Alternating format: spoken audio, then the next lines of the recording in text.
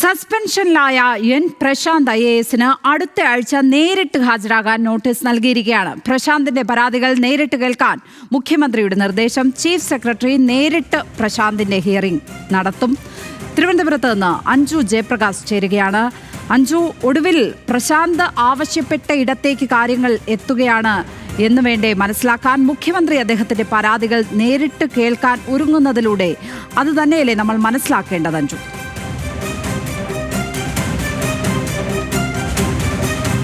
കഴിഞ്ഞ നവംബറിലാണ് പ്രശാന്ത് IAS സസ്പെൻഷനിലാകുന്നത്. നമുക്കറിയാം അതിനിടയാക്കിയ സാഹചര്യങ്ങളൊക്കെ.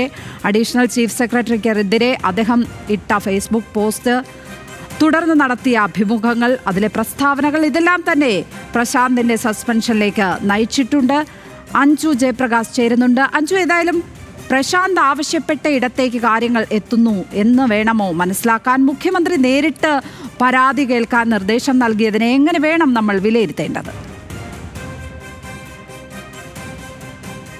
ലക്ഷ്മി, കഴിഞ്ഞ നവംബറിൽ 11 എൻ പ്രശാന്തിന് സസ്പെൻഷൻ ലഭിക്കുന്നത്. ഈ ഉന്നത ഉദ്യോഗസ്ഥരെയും ഒപ്പം തന്നെ സഹപ്രവർത്തകരെയും ഒക്കെ ഈ സോഷ്യൽ മീഡിയ വഴി അധിക്ഷേപിച്ചെന്ന ആരോപണം ഉൾപ്പെടെയാണ് ഈ സസ്പെൻഷനിലേക്ക് നയിച്ചത്.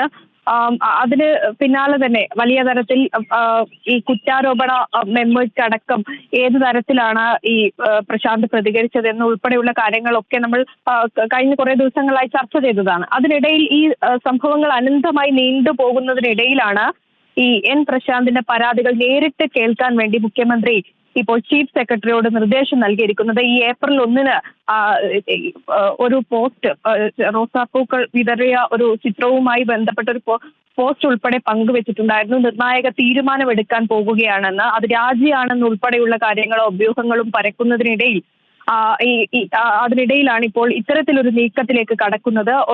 ഒരുപക്ഷെ ഈ പ്രശ്നങ്ങൾ ഈ ചീഫ് സെക്രട്ടറി നേരിട്ട് ഹിയറിംഗ് നടത്തി അതിനുശേഷമായിരിക്കും മറ്റു നടപടിക്രമങ്ങളിലേക്ക് ഉൾപ്പെടെ പോകുക. എന്തായാലും വകുപ്പ് തല നടപടികളും ഈ ആരോപണങ്ങളും ഒക്കെ ഇങ്ങനെ നിലനിൽക്കുന്ന സാഹചര്യം, അത് അനന്തമായി നീണ്ടുപോകുന്ന സാഹചര്യത്തിലാണ് നേരിട്ട് ഹിയറിംഗ് നടത്തി അതിലൊരു തീരുമാനത്തിലെത്താൻ, അതിനുശേഷം നടപടിക്രമങ്ങളിലേക്ക് കടക്കാൻ വേണ്ടിയിട്ട് ഒരു നിർദ്ദേശം മുഖ്യമന്ത്രിയുടെ ഭാഗത്തുനിന്ന് തന്നെ ഉണ്ടാവുന്നത്. എന്തായാലും അതിന്റെ ഭാഗമായി അടുത്ത ആഴ്ച നേരിട്ട് ഹാജരാകാനാണ് എൻ പ്രശാന്ത് IAS-നോട് നിർദ്ദേശം നൽകിയിരിക്കുന്നത്. അതിന്റെ ഭാഗമായി നോട്ടീസും നൽകി കഴിഞ്ഞു. ഇനിയിപ്പോൾ മറ്റ് കാര്യങ്ങൾ, അതായത് ഈ നേരിട്ട് ഹാജരാക്കി അതിനുശേഷം നൽകിയിട്ടുള്ള വിശദീകരണത്തിന് ശേഷമായിരിക്കും മറ്റ് നടപടിക്രമങ്ങളിലേക്ക് കടക്കുക. അഞ്ജു ജയപ്രകാശ് തിരുവനന്തപുരത്ത് നിന്നും വിവരങ്ങൾ നൽകിയത്.